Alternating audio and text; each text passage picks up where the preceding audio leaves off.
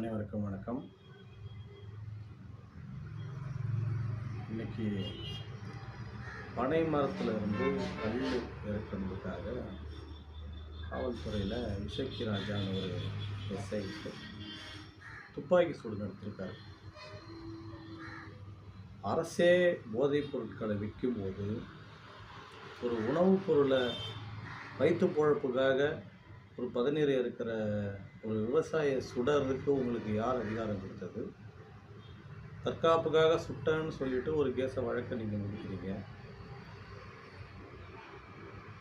இப்போ அந்த போதை பொருளை விற்கிற அரசுக்கு இந்த கள்ளச்சாராயம் கள்ளக்குறிச்சியில் நடந்தது, இவ்வளோ பேர் செத்தாங்களே. மரக்காணத்தில் கள்ளச்சாராயம் காய்ச்சி இவ்வளோ பேர் செத்தாங்களே. இவங்களெல்லாம் இந்த காவல்துறையை சுடலை. பயமா? அரசியல்வாதிங்க இருக்கிறாங்க, அரசியல்வாதிகள் நம்மளை ஏதாவது பண்ணிவிடுவாங்க, ட்ரான்ஸ்ஃபர் பண்ணிவிடுவாங்க, பயமா? ஏன் சார், ஒரு காவல்துறையில் இருந்துக்கிட்டு ஒரு மனசாட்சி இல்லையா? ஒரு மனசாட்சியோடு நம்ம வாங்குகிற சம்பளத்துக்கு மக்களோட வரி பணத்தில் தானே சம்பாதிக்கிறோம்.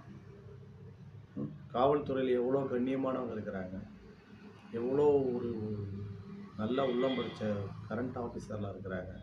ஒரு அட்ராசிட்டியை காட்டணுன்றதுக்காக ஒரு ஒரு பதநீர் எடுக்க இருக்கிற ஒரு தொழிலாளியை முட்டி கீழே சுடுறேன், என்னுடைய தற்காப்புக்காக பண்ணுறேன் அப்படின்னா ட்ரைனிங்கில் எவ்வளவோ சொல்லி கொடுக்குறாங்க தற்காப்புக்காக. துப்பாக்கி சூடு தான் நல்ல விஷயங்களா? இதுபோல் மனநோய் உள்ள காவல்துறையெல்லாம் எப்படி சொல்கிறது?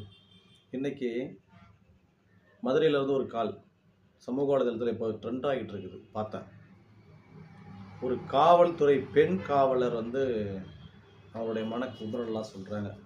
உங்கள் துறையிலேயே எவ்வளோ அழுக்கு இருக்குது, அந்த அழுக்கை உங்களால் துடைக்க முடியல.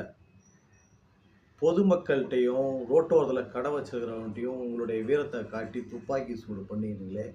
கள்ளக்குறிச்சியில் எவ்வளோ பேர் செத்தாங்க, அவனை சுடுறதுக்கு துப்பு இருக்குதா அவங்களுக்கு?